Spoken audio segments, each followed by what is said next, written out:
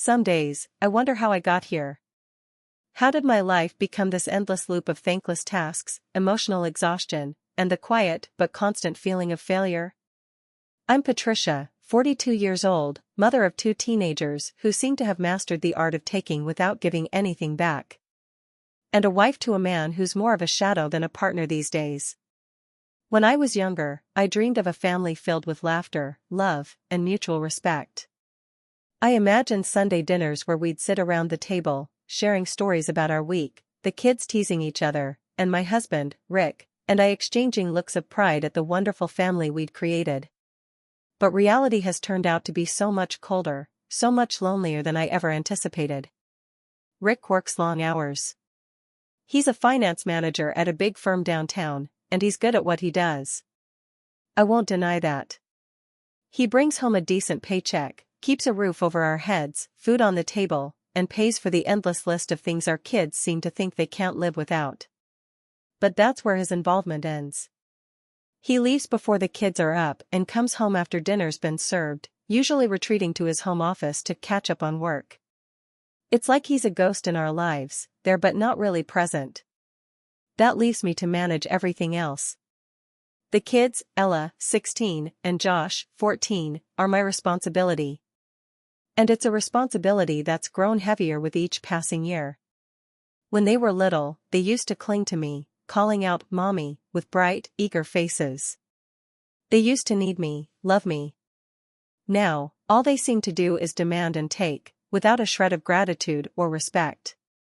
Ella is in that phase where everything I say is wrong. If I ask her how her day was, she rolls her eyes and tells me to stop being so nosy. If I ask her to help with dinner, she sighs loudly, acting like I'm asking her to scale a mountain.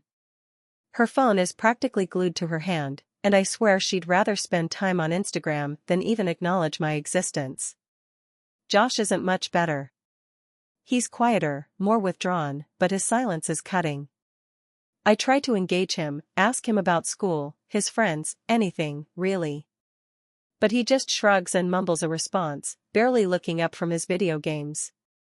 When I ask him to do something, like take out the trash or set the table, he grumbles under his breath, as if I'm ruining his life. I used to think it was just a phase. Teenagers are supposed to be difficult, right? But this doesn't feel like a phase. It feels like a brick wall between us, one that gets thicker and higher every day. I'm their mother, but I feel more like a servant in my own home, catering to their every whim while receiving nothing but disdain in return. Rick doesn't see it. Or maybe he just doesn't want to. When I try to talk to him about how hard things have gotten, he brushes it off. They're just being teenagers, Pat, he says, barely looking up from his laptop. They'll grow out of it. But will they? And even if they do, will I still be here when that happens? Or will there be nothing left of me by then? Every morning is the same.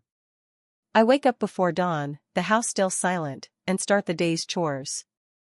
I pack lunches, make breakfast, and prepare the kids' things for school.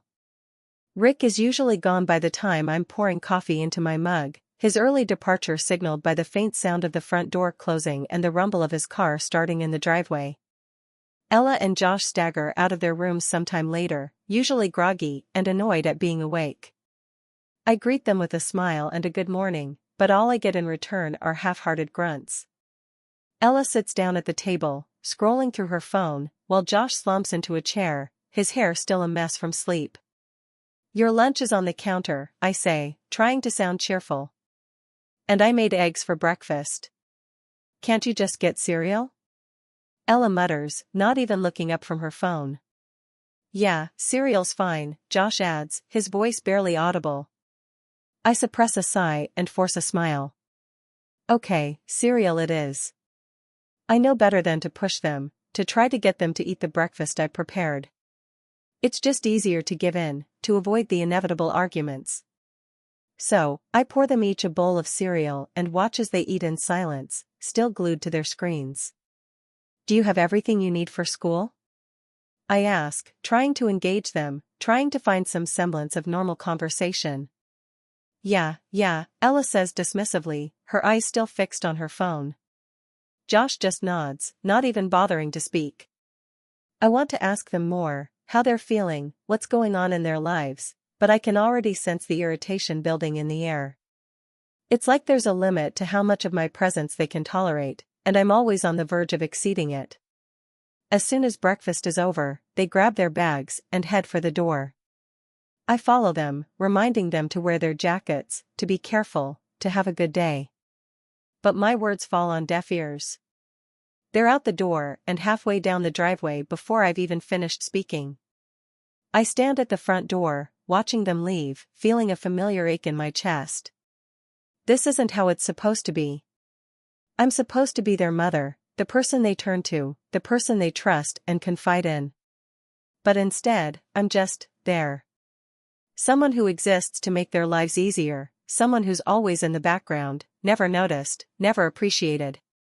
I close the door and lean against it, feeling the weight of the day ahead pressing down on me.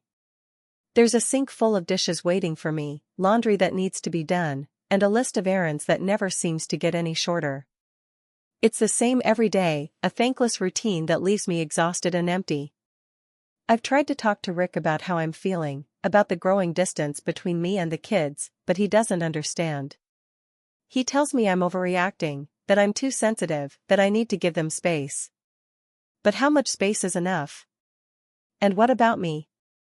Where's the space for my feelings, for my needs? As I go about my chores, I try to push the thoughts away, try to focus on the tasks at hand. But it's hard.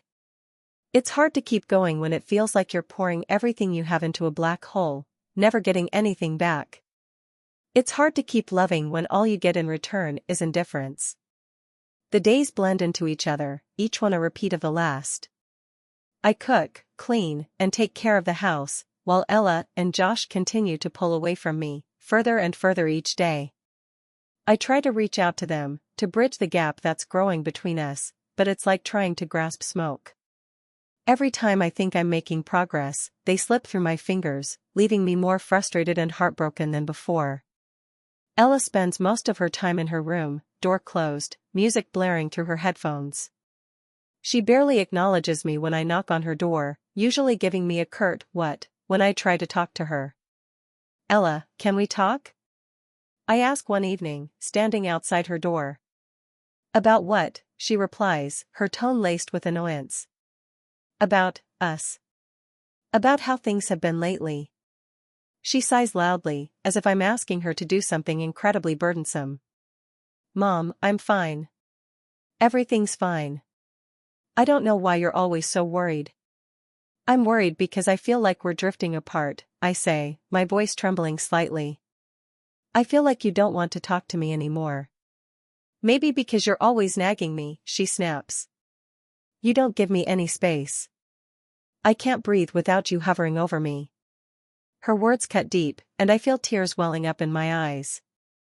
I want to argue, to tell her that I'm not trying to nag, that I just want to be close to her, but I know it's pointless. Anything I say will only make things worse. "Okay," I say quietly, turning away from the door. "I'll leave you alone." I retreat to my own room, feeling the familiar sting of rejection. It's like this every time I try to talk to her, every time I try to connect. She pushes me away, leaving me feeling more isolated and alone than ever. Josh isn't much better. He's quieter than Ella, more introverted, but his silence is just as hurtful. He spends most of his time playing video games, rarely coming out of his room except to eat. When I try to talk to him, he gives me one-word answers, barely looking up from his screen. "Josh, can we talk?" I ask one afternoon, sitting down on the edge of his bed. He doesn't even pause his game, just shrugs. "About what?" "About how you're doing. About how things are going at school." "It's fine," he says, not taking his eyes off the TV. I wait for him to say more, to give me something to work with, but he doesn't. The silence stretches between us, heavy and awkward, until I can't take it anymore. "Josh, I miss talking to you," I say softly. "I miss spending time with you." He finally looks at me, but his expression is blank, indifferent. "I'm fine, Mom. I'm just busy." "Busy with what?" I ask, trying to keep the desperation out of my voice. Stuff, he replies, turning back to his game.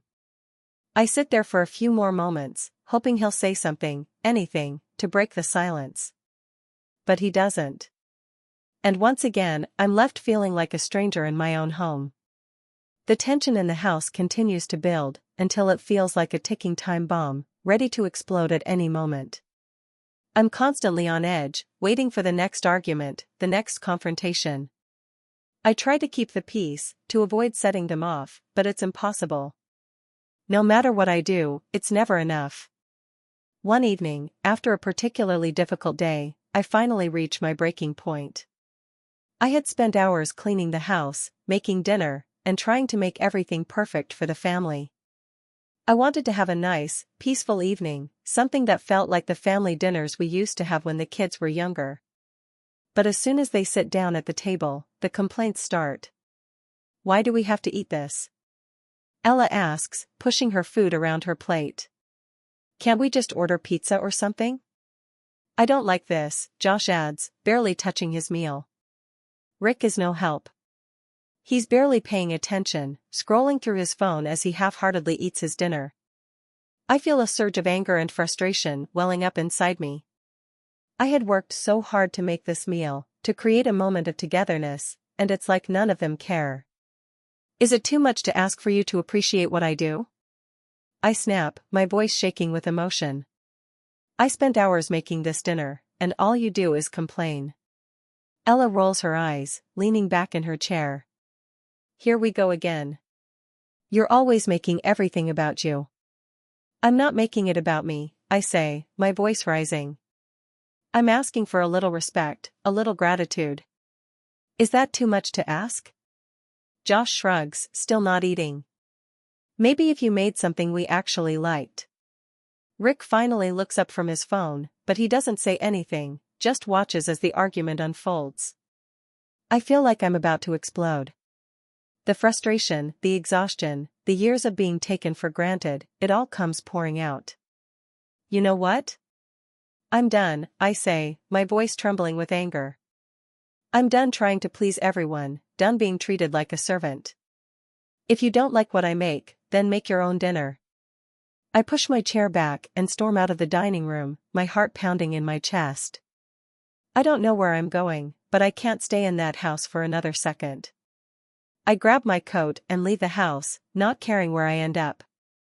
I just need to get away, to escape the suffocating atmosphere that has become my life. I walk through the neighborhood, the cold night air stinging my cheeks. I don't know how long I've been walking, but by the time I stop, I'm sitting on a bench in the park, staring at the dark sky. Tears stream down my face as I sit there, feeling completely and utterly alone. I don't know how to fix this, don't know how to bridge the gap that has grown between me and my family. I'm their mother, but I feel like I'm losing them, like they're slipping away, and there's nothing I can do to stop it. When I finally return home, the house is dark and quiet. I don't know what time it is, but it's late enough that everyone has gone to bed. I slip inside, trying to be as quiet as possible, and make my way to the kitchen. The table has been cleared, but the sink is full of dirty dishes. No one had bothered to clean up after dinner, and the sight of it makes my heart sink. It's just another reminder of how little they respect me, how little they appreciate everything I do. I start to wash the dishes, my mind numb with exhaustion. I don't even have the energy to cry anymore. I just feel empty, like I've been drained of everything that made me who I am. When I finally finish, I go to bed, slipping under the covers without waking Rick. He's asleep, his back turned to me, and I feel a pang of sadness as I realize how far apart we've grown. We used to be close, used to talk about everything, but now it feels like we're just two strangers sharing a bed. The next morning, the kids barely acknowledge me. Ella grabs a granola bar and heads out the door without saying a word, and Josh mumbles a goodbye before following her. There's no good morning, no thank you for breakfast, no sign that they even noticed I was gone last night. Rick is no better. He leaves for work without a word, his expression blank and distant. It's like he's checked out, like he doesn't want to deal with the reality of what's happening to our family. The silent treatment continues for days. Ella and Josh avoid me as much as possible, barely speaking to me unless they absolutely have to. Rick is still distant, still spending most of his time at work or in his home office. The tension in the house is suffocating, and I feel like I'm walking on eggshells, afraid that anything I say or do will make things worse. I try to reach out to them, to apologize for my outburst, but they don't want to hear it.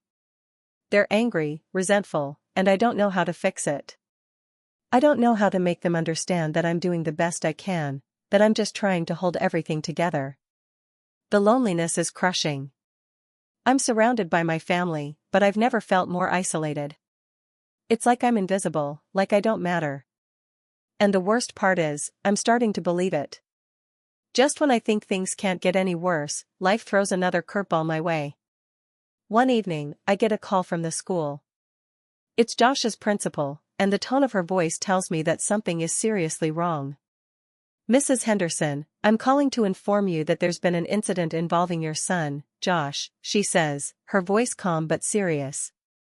My heart skips a beat. What happened? Is he okay? He's physically fine, but I'm afraid he's been involved in a serious altercation with another student. We're going to need you to come down to the school as soon as possible. I feel a wave of panic wash over me. Josh has never been in trouble before, never been involved in any kind of fight.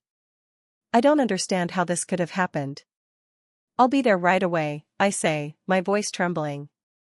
I hang up the phone and rush to the school, my mind racing with worry.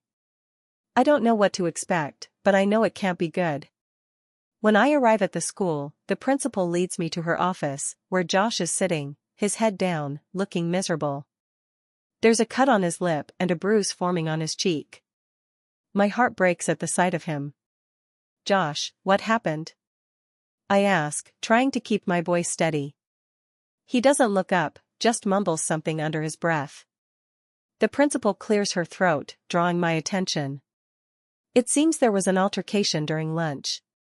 Josh got into a physical fight with another student.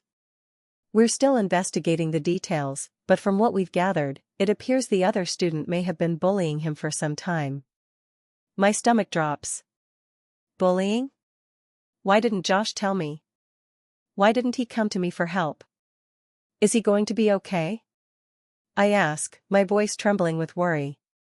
"He's not seriously injured, but we're concerned about the emotional impact this may have on him.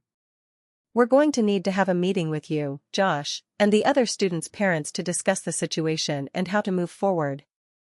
I nod, barely able to process what's happening. My mind is racing, trying to figure out how to handle this, how to protect my son. As we leave the school, I try to talk to Josh, but he's silent, refusing to say anything about what happened. I want to comfort him, to tell him that everything will be okay, but I don't know how to reach him. When we get home, I'm faced with another challenge, telling Rick and Ella about what happened.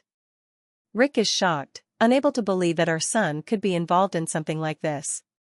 Ella, on the other hand, seems indifferent, more interested in her phone than in what happened to her brother. As the days go by, I try to get Josh to open up, but he remains closed off, retreating further into himself. The tension in the house grows even worse, and I feel like I'm on the verge of breaking down. The stress of everything, Josh's fight, the distance between me and the kids, the lack of support from Rick, starts to take a toll on my mental health. I'm constantly anxious, barely able to sleep, and I find myself crying at the smallest things. One evening, after a particularly difficult day, I finally reach my breaking point. I'm in the kitchen, trying to make dinner, but my hands are shaking, and I can't focus. The house is filled with noise, Ella arguing with Josh, Rick on a conference call in his office, and it feels like the walls are closing in on me. I try to hold it together, but it's too much. I feel like I'm drowning, like I can't breathe. Without thinking, I grab my keys and leave the house, needing to get away from everything, even if just for a moment. I drive aimlessly, not caring where I end up, until I find myself at the park where I used to take the kids when they were little. I park the car and sit there, staring out at the empty playground, my mind numb. The tears start to fall, and I don't bother wiping them away. I've held it together for so long, tried to be strong for my family, but I can't do it anymore. I'm exhausted, drained, and I don't know how to keep going. I sit there for what feels like hours, the darkness closing in around me. I don't know how to fix things, don't know how to bring my family back together. I feel like I've failed them, like I've failed myself. Eventually, I force myself to go home. I know I can't stay away forever, no matter how much I want to. My family needs me, even if they don't show it. When I walk through the door, I'm surprised to find Rick waiting for me in the living room. He's sitting on the couch, his expression filled with concern. "Patricia, where were you?" he asks, his voice soft. "I've been worried." I feel a pang of guilt. I hadn't meant to worry him, hadn't meant to make things worse. "I just needed to get out for a while," I say, my voice trembling. "I needed some space." Rick nods, and for the first time in a long time, he looks at me, really looks at me. "I'm sorry," he says, his voice filled with regret. "I know I haven't been there for you the way I should have been. I've been so focused on work that I didn't see what was happening to you, to our family. But I'm here now, and I want to help. I want to make things right." His words catch me off guard, and for a moment, I don't know how to respond. I've felt so alone for so long, and now, suddenly, he's reaching out to me, offering the support I've been craving. "Rick, I don't know how to fix this," I admit, my voice breaking. "I don't know how to bring our family back together. I feel like I'm losing them, like I'm losing myself." Rick moves closer to me, taking my hands in his. "We'll figure it out together. I'm not going to let you do this alone anymore. We're a team, Patricia, and I'm here for you." His words bring a glimmer of hope, a small light in the darkness that has been surrounding me for so long. That night, for the first time in years, Rick and I sit down together and talk, really talk. We discuss our fears, our frustrations, and our hopes for the future. We make a plan to be more present, to be more involved in the kids' lives, and to work together to rebuild our family.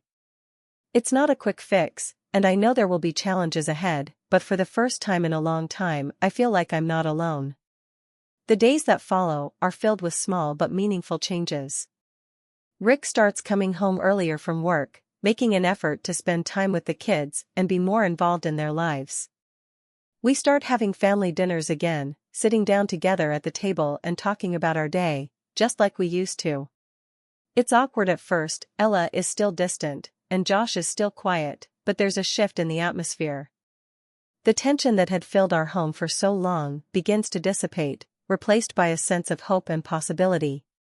I make a conscious effort to reconnect with the kids, to show them that I'm here for them, no matter what. I stop trying to force conversations and instead focus on just being present, on listening without judgment, on showing them that I love them unconditionally. Slowly, they start to respond. Ella begins to open up, sharing small snippets of her life with me, and Josh starts to come out of his shell, joining in on family activities and spending less time locked away in his room. It's not perfect, there are still arguments, still moments of frustration, but there's also laughter, connection, and a sense that we're healing, one step at a time. Rick and I continue to work on our marriage, attending therapy together and finding new ways to support each other.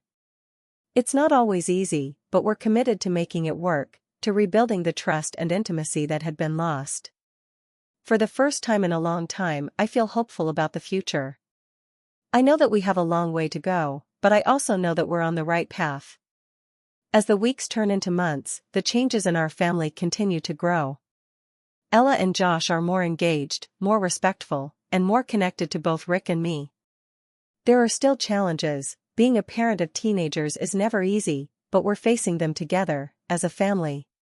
Rick is more present, more involved, and our marriage is stronger than it's been in years. We've learned to communicate better, to support each other, and to prioritize our relationship in a way that we hadn't before. And as for me, I'm learning to take care of myself, to prioritize my own well-being, and to ask for help when I need it. I'm no longer trying to do everything on my own, and I'm no longer letting the weight of my responsibilities crush me. There are still difficult days, still moments when I feel overwhelmed, but I know that I'm not alone. I have my family, and together, we're building a life filled with love, respect, and connection. The road ahead is uncertain, but I'm no longer afraid of what's to come. I've learned that I'm stronger than I ever realized, and that with the support of my family, I can face whatever challenges life throws our way. And as I look to the future, I know that no matter what happens, we'll face it together, as a family. Because that's what being a mother, a wife, and a family is all about: loving, supporting, and standing by each other, no matter what.